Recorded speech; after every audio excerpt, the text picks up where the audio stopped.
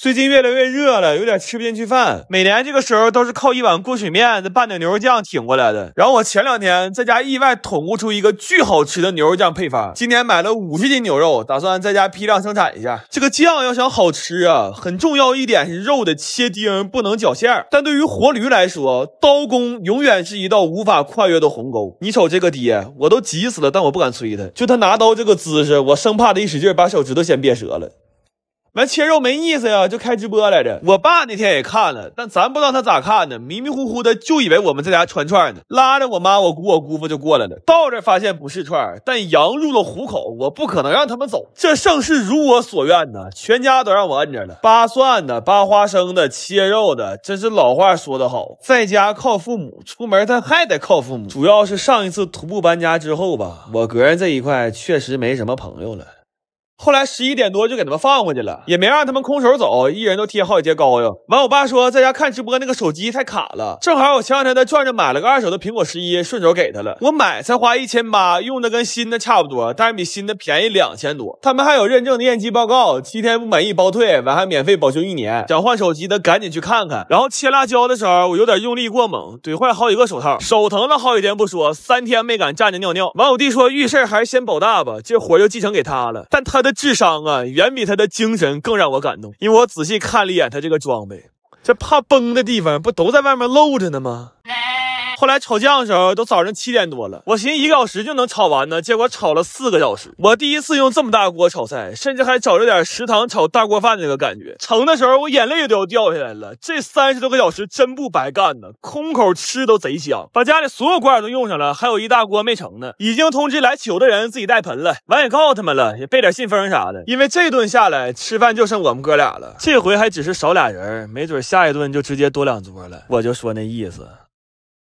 最近身邊的小洋人越來越多了，所以我買了不少黃桃和杨梅，打算給他們做點罐頭。但是做的时候我發現用凍水果做的罐頭果味都比較淡，而且吃的也沒什麼營養價值，好像唯一的作用就是能喝點涼的甜水。再一個每個人的症狀和需求也不一樣，有想止咳的，有想快速恢復味覺的，還有那純饞的。所以為了照顧好每一隻羊，我一氣買了350斤水果。但是現在身邊能動彈的好人就剩下我們仨了，這活幹起來就特別有緊迫感。就我真怕人家都已經阳康了，出去吃上燒烤了，我仨還憨憨的搁這坐着扒葡萄皮呢。因為是給病人做嘛，每一樣水果我們處理的都非常細，就連這山楂的根和茎我都給切了。然後果凍橙我們扒成瓣之後，把裡邊這層皮也給扒了。砂糖橘我們也是每一瓣的絲兒都剝得非常乾淨。這活幹的我就覺得純變態。就這倆活完全可以和給趣多多點巧克力豆並稱人間3大酷刑。這些水果我仨幹了2天2夜，基本就沒怎麼合眼。我當時都覺得還不如陽了呢，因為要陽了起碼有藥能治，但這活我仨要再幹半天，肯定馬上就嘎。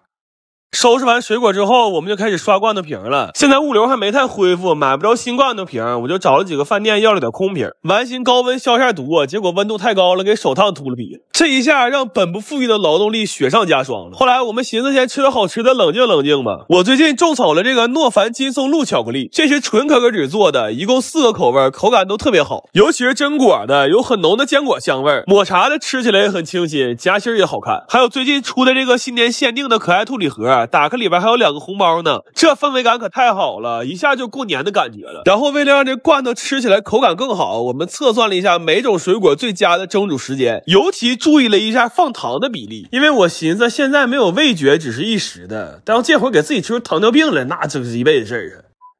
然後為了讓罐頭的果味能更濃一點，我還榨了好多鮮果汁兑裡，完還剩點草莓，就都讓我做成草莓冰點了。這酸酸甜甜的，再带點冰茶，這難受的時候來一口可真是太舒服了。然後這罐頭蒸好之後再倒扣晾涼就可以了。這種自己做的罐頭因為只放了糖、水、水果，所以無論是口感還是味道，真的和外面賣的罐頭是不一樣的。而且我算了一下，這一桌裡邊最便宜的一罐光成本還10來塊錢。然後每一個來取罐頭的人我們都是無接觸配送，並且做了非常嚴格的消杀。我本來以為我能帶着我的胰島杠一起到2023年的，結果也不知道啥時候整上的，突然就燒了2天40度。這回行了，徹底踏實了，省得老惦記。沒想到到底搂着茶几在家跨的年呢。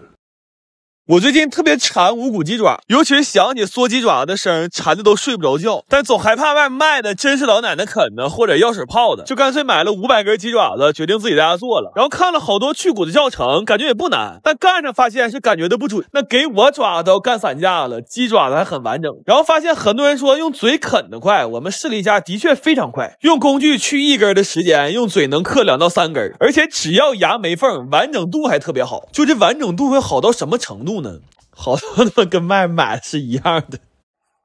後來我發現用嘴啃的最大障礙不是牙口，是腸胃，因為啃一個雞爪起碼得下10幾口，完就整的滿嘴全是油。也就是說產量只取決於能咽下多少油。我本來還想再用工具試試，但這人一旦走了捷徑啊，那根本就回不去了。这一下子直接大洗牌了。那天看直播的有印象吧？在工具时代的時候，我弟也是有人給擦汗的狗老師，但突然退化到原始时代了，我弟只能淪為給人擦嘴的狗老弟了。但用嘴啃吧，看不見就那麼地了。問題這是明廚亮灶啊。後來就決定一人拿個盆，自己啃自己的，正好口味也自己調了。這一宿去骨去的都給我幹麻了。完尋活動活動，正好試試在唯品會新買的衣服。最近他們年終大促，滿地羊毛可薅，搜狗送都賊划算。這雙明星聯名款到手才花幾十，而且尺碼不對還能喊順豐上門換。夏天到了，這 T 恤啊、短褲啊都趕緊點評論區安排上呀。後來試完了，天都亮了，但還有小半鍋雞爪子實在整不動了，就決定給它滷了。就在這一刻，我突然覺得人類的悲歡有那麼一點相通了。這個世界上，只要有人凌晨4點起床出門炸大廣，就一定有人凌晨4點沒睡在家炸雞爪子。雞爪滷完了，正好早上9點半，在樓下早餐鋪買到了最後一屉包子。然後我不知道啥毛病，吃紅豆粥都覺得嘴裡苦，就進屋打了幾根冰激凌，正好尋涼快涼快。等我出來的時候，眼淚都掉下來了。說好了個人啃個人的，這一宿看的恨不得上廁所都抱着。完我弟困得迷得糊的，打包全給打串了，我當場心梗了。我最近特別愛吃小龍蝦拌麵，但是這玩意兒每次做都是折騰半小時，完就吃5分鐘，所以我打算研究一下，看能不能做點小龍蝦澆頭，這樣以後想吃就不用現做了。然後為了能省點事兒，我剛開始想用現成的小龍蝦肉，但是這種肉吃着特別面，就直接讓我放棄了。後來我還買了好多種龍蝦尾，不過蝦尾不管怎麼處理，做完了都有很大的腥味，所以它也不能用。那麼好啊，既然条条大路都不通，那不如直接走老路。我們趕着早上5點半市場剛開門的時候，去一只一只挑了400斤活的小龍蝦回來。到家之後，一人一個小板凳，咱們放下雜念，直接進入生產隊。這些小龍蝦刷完之後，我們就直接都給炸了。我的想法是趁它活的時候先炸，炸完了再去夾餡，這樣能最大限度的保證蝦肉的緊實。不過這麼處理起來就麻煩了很多。這400斤小龍蝦，我們8個人分解了2天才分解完。我感覺我活到現在，攏共都沒吃過這麼多小龍蝦。那後來幹呢，給手指頭都纏上膏藥了，真是腫的沒邊了。然後在這個過程中，我們不光保留了蝦肉和蝦鉗，腦子裡的蝦黃我們也都摳下來了。雖然很多人說這玩意兒不能吃，但鑑於我們的生命難度，我的理念一直是我只管今天吃的香啊，明天能不能活下去那是明天的事兒。收拾完這些蝦，可算能消停歇會兒了。我們打算小酌一口冰白酒解解渴。這滷州老窖特取的冰飲白酒真的特別絕，酒體清澈透亮，喝起來口感冰爽醇和，絕對是濃香正宗的中國味道。這冰白酒每年夏天我們都得整2口，尤其天熱的時候，那滋溜一口真是特別舒服。然後這些小龍蝦肉，我們打算做成2個味的澆頭。蒜蓉味的，我們整扒了40斤蒜，然後炒了一大鍋蒜蓉醬。這現在空口就饅頭都特別好吃。香辣的是用蝦前煮的底湯，所以這湯有特別香的蝦味。就這些小龍蝦呀，在我手裡算是徹底給他們用到頭了。最後要把蝦肉分別放到2個湯汁裡，再烹調一下。為了吃的時候方便，我們提前把芡都勾好了。現在這香辣味的是麻辣鮮香，特別入味。蒜蓉的也是有特別濃郁的蒜香味，就連這蝦鉗嗦了起來都特別有滋味。然後就把做的東西都打包了，現在只要有手，在家只需要2分鐘就能吃上這麼一份味道濃郁的小龍蝦拌麵和拌飯。但是這麼算下來，這一份澆頭光食材成本就要合到80塊錢了。不過這種在小龍蝦裡找麵吃的感覺實在是太爽，尤其是晚上餓的時候，要是能迅速的吃上這麼一份大碟，我的天，我必須得說上一句：蝦門永存。哎。